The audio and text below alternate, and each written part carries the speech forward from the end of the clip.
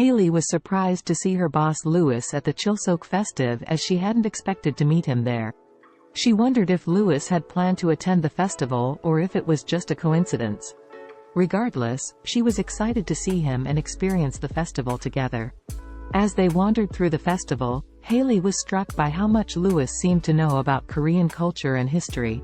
He was able to explain the significance and symbolism behind each of the activities and events they encountered, and Haley found it all incredibly fascinating. Together, they tried different Korean delicacies and watched traditional performances and dances. One of the highlights was when Lewis encouraged Haley to try on a hanbok, which is the traditional Korean dress. Haley initially felt self-conscious, but once she put it on, she felt like a princess. As the day turned into night, the festival became even more magical.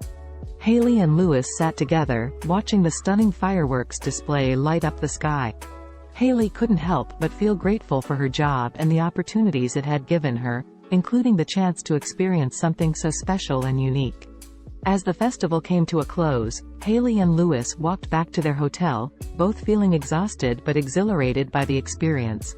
Haley realized that spending the day with Lewis had given her a new appreciation for Korean culture and history, and she was grateful for the chance to share it with someone who was so knowledgeable and passionate about it. On the way to the hotel, they talked about the other things they wanted to do and see during their time in Korea. Haley was excited to have someone like Lewis to explore the country with, and she knew that this trip was going to be unforgettable. As they approached the hotel, Haley couldn't shake the feeling of being watched.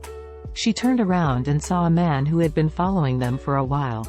He appeared to be in his mid-30s and was wearing a baseball cap and sunglasses, despite the fact that it was already dark outside. Haley felt a prickle of fear run down her spine, followed by a surge of panic.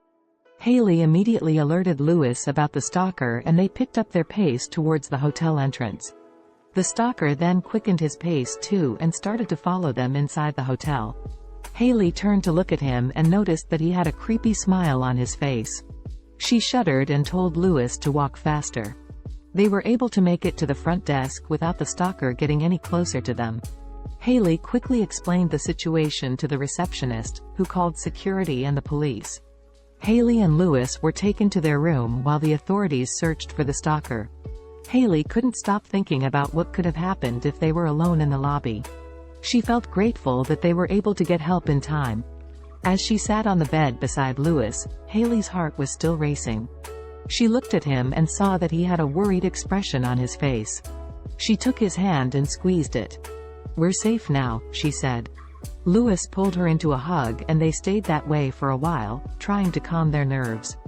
After a few minutes, Lewis suggested they order some food and watch a movie to take their minds off the ordeal. Haley agreed, and they spent the rest of the night snuggled up, feeling grateful to be safe and together. After some time they spent watching movies and snuggling, Lewis turned to Haley and took a deep breath. "Haley, there's something I need to tell you," he said nervously. Haley looked at him with a curious expression, sensing that something important was coming. "What is it?" she asked softly. Lewis took another deep breath and looked into her eyes. "I don't know how to say this, but I've been feeling a certain way about you for a while now.